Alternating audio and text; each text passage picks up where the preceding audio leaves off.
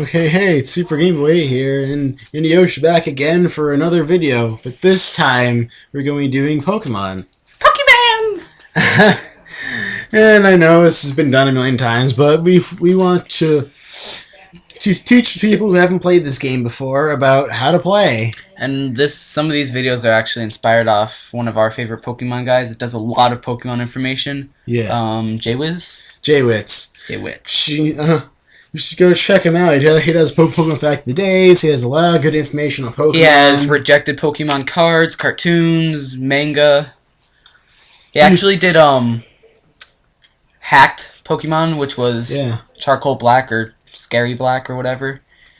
It was that one. Yeah, and he also has Poke Plays too. I mean, like he did a Let's Play Coliseum. Everybody likes that game. Yes, because everyone bought that game and didn't return it the next day. Yeah.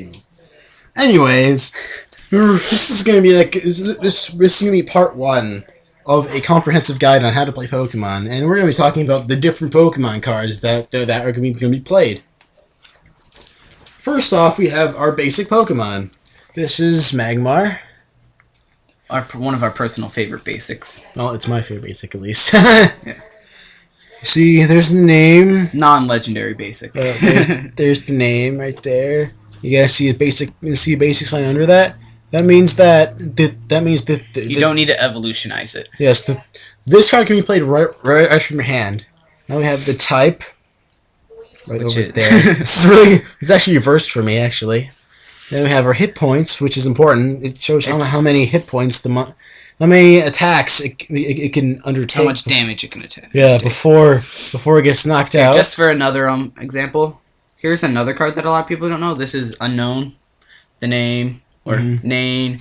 The element is actually Psychic, and then only has 50 HP, so it's fairly weak, and it doesn't do much power. So.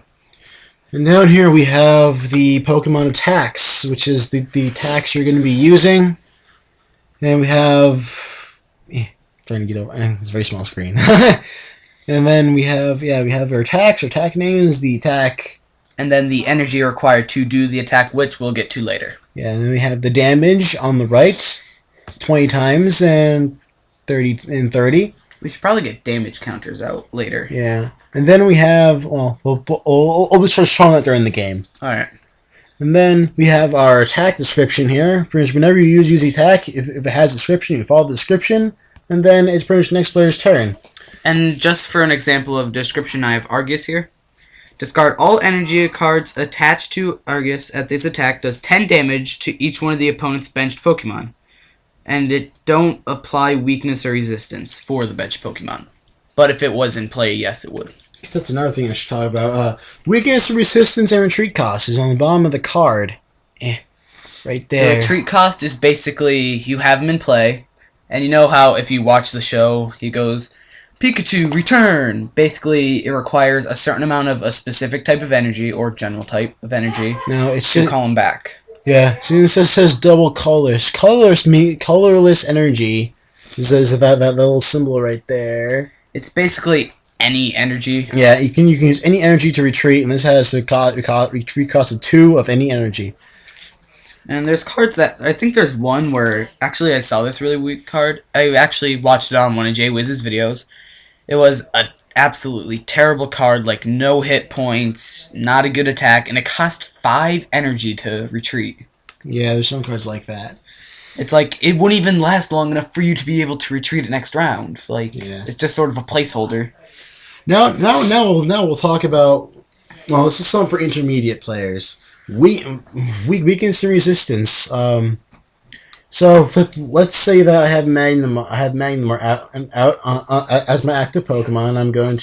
I'm being attacked by a Water type, which means that, see how it says Water times 2 under the weakness. It means, say if the Water attack did only 20 damage, it would actually be doing 40 because he is weaker to that specific type of attack. Yes, and if it only has one symbol, if it only had one water type symbol, it would only do 10 extra damage. And then resistance, some cards don't have resistance, like this one. But I have a card here that does, so let me show that. Resistance. This card has a resistance of Psychic. Say you had a Psychic attack that did 100 damage, which usually is average for some of them. It would do actually 20 less damage, so you'd only have to take 80 damage. Yes, so knowing those two is actually very important. Because say if you have a Fire-type deck, and all of them have a weakness against water, you don't want to use it against a guy that, say, has a Water-type deck. Because, that's going to just screw you in the end. Mm-hmm. Now I wanted to talk about... Evolutions? Yes, evolutions. So I have in my hand Magmar's evolution, which is Magmotor. See, it says stage 1, it says stage 2 evolution, which means you place... The basic, and then you could just evolve them.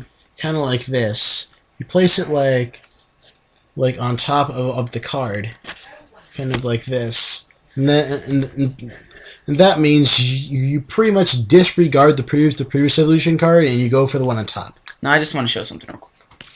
Where's the health? Here's the evoluted card, here's not. The evoluted card has 110 HP and the non has 70. So obviously you get more health. The upgraded does a lot more damage per attack. His weakest attack actually does a lot more than the other guy's strongest. And it basically just makes it so you can do more attack damage, have more life to have him out there longer. But the thing is, it does cost a few more points of energy, which we will once again get to later. Yes, and I have to mention this. Say Magmar took 20 points of damage, and I evolve him. The damage actually does stay on there. So if, say, you had him down to 50, which is 20 damage, he would be down to 90 when you carry him over. Yes. So basically like classic RPG sort of thing. But not quite. And now I want to talk about another staple of the game, trainer cards. Trainer cards and supporter cards. We have all three types of the cards. And now we're going to want to start with the normal trainer. Yeah, here Don't make it too complicated. I have trainer card Duskball. Pretty much what trainer cards are is, if you ever played Yu-Gi-Oh, they're pretty much your spell cards. All you have to do to play one is set down. Yeah, you just set down, you follow the effects on the card. Which Duskball is... I forgot to read it before we started. Look at the top 7 cards. The top 7 cards and choose a Pokemon. And then put it in your hand. And then, so you follow the effect of the card, and then... Okay, here, how about this? Say you have your deck, you play it, you just pick 7 cards, and say there's a Pokemon in there, you just pick one of them out. Well, in a nutshell. All you have to do is just play the card... Play the card, use the effect, and put it in your discard pile, which is pretty much your graveyard. Referring it to Yu-Gi-Oh! Yet again. Yeah. Well. Trainer support cards are, I would classify them more along the lines of, I wouldn't quite say trap, but it's still sort of along the lines supporter cards, you can only play one. It's kind of like I have the supporter card N here. Which is shuffle your deck into your hand, and then you draw 1 card for every prize card you have. We will get the prize cards during the gameplay segment, so don't worry. Probably next video. Yeah. Or video after that, somewhere along there. And sometimes you'll see supporters like this, where it has supporter, and it has supporter, and then it says supporter after that. This has the same thing. You can only play 1 of this card every turn. Basically just a supportive card. Well, it helps. It does. You play it like a supporter card, but it has supporting effects, basically. Yeah, so you can only use 1 supporter card, 1 per turn, but you can use normal trainer cards. And more than once. Yes, you can use the main trainer cards as you want. You can only play 1 supporter. Just to clear this up, basically, the first word, aka in this one it's trainer, and for this one it's trainer supporter. If it starts with trainer, you can play more than 1, with some exceptions to that rule. Well, you know what? But supporter cards, no way in heck. You know what? For older cards, you don't have to worry about that. I should have gotten an older card. yeah, we should have. I was looking at for older cards. For the say trainer, you can play them.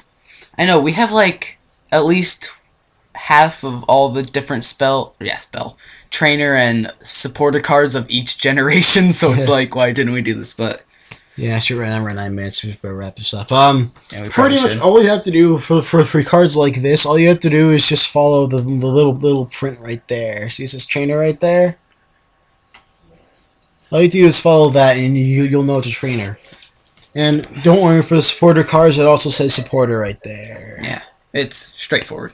Yes. And You're all done there. I. Yeah, we did basic evolutions. We'll Talk about legendaries and other stuff later as well. Well, they're kind of the same thing. Well, Yeah, I probably should talk about Actually, no. Well, I will say that for another video. We'll wait for that next Your episode. turn. I went to do special conditions, but nah. Your turn. Should we probably just put it to next video, end this one, and then do another Are video? you, doing, part are, two? you, are you doing basic energy cards too?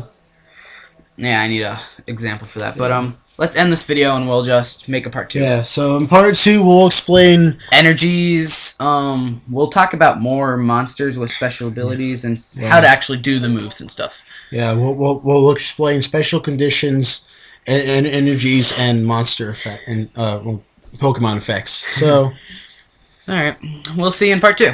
yeah, see ya.